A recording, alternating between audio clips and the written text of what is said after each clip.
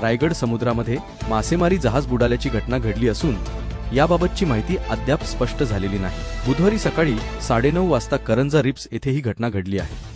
दरम्यान ही मासेमारी नौका गुजरात येथील असल्याचे समजत आहे। घटनेची माहिती मिळताच CISF आणि नौदलाच्या गस्त नौकाद्वारे बचाव कार्य करण्यात आले।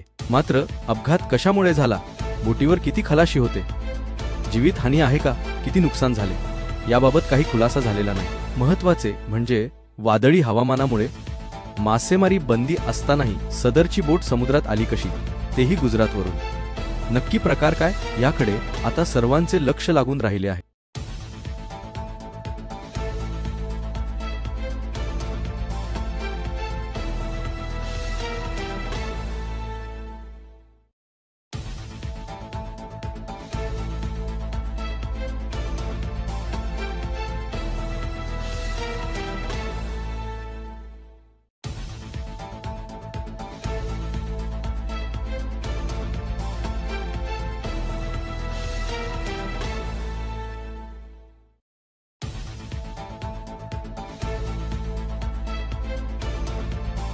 महाराष्ट्रातील सर्व जिल्ह्यातील ताज्या घडामोडी जाणून घेण्यासाठी नवराज्य चॅनलला सबस्क्राईब करा आणि दाबा बेल आयकॉन।